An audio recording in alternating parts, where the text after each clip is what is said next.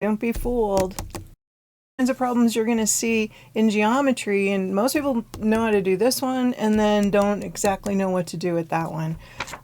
Well, read this question, which situation we're dealing with, and I'll show you how to adjust it for the other one.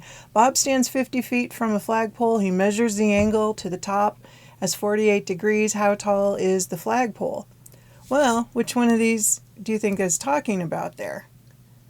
It doesn't tell you anything about how tall Bob is. That was my first question I read this. It's like, how tall is Bob?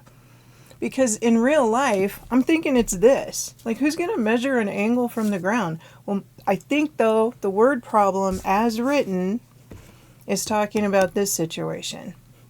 So let me do this one, and then we'll make an adjustment for this situation, which, you know, if that pops up on a test, you need to know how to handle that. So here we are with the situation where Bob somehow was able to, maybe Bob's an ant. It just says he's 50 feet from the flagpole. He measures the angle up to be 48 degrees. This is the situation that you would draw, but you wouldn't have to draw it so pretty. Now, how do we set this up? We're going to need to look at our trig ratios again. So that would be right triangle trigonometry.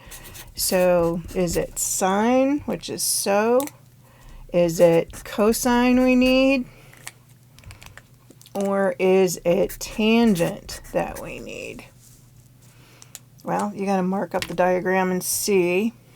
So from this angle going across, this is your opposite side.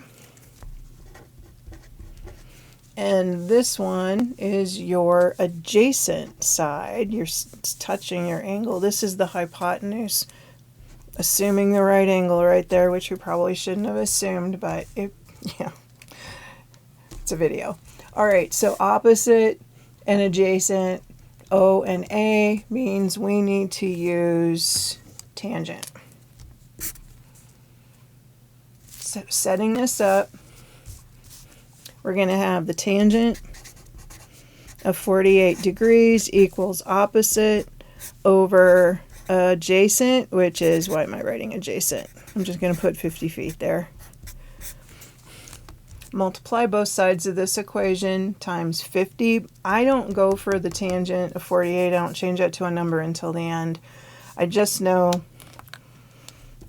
right now, if I multiply both sides by 50, what I'm going to end up with is x equal to, that almost looks like a degree, sorry, 50 tangent of 48 degrees.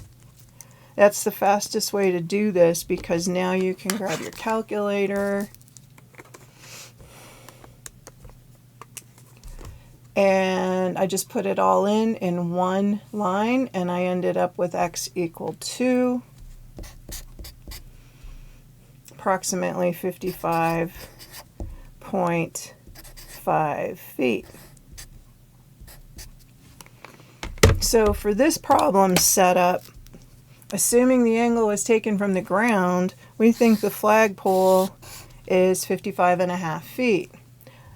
However, if the problem was a little bit more specific and you knew that he was taking that angle using a measurement tool and he was standing, he's still standing 50 feet away, but that angle is being measured from his eyeball, then what we just found was the amount of height right here, which was 55.5 feet.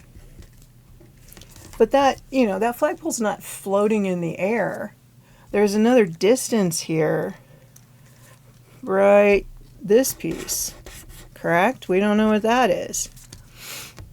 Well, that would have to be the height from the ground up to Bob's eyeballs.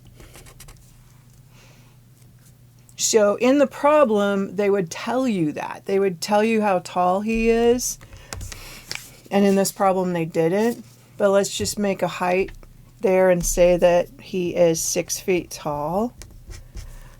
So that means you would have to take the 55.5 and add 6 feet to that.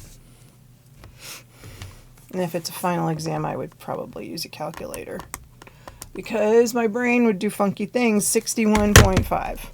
61.5 feet.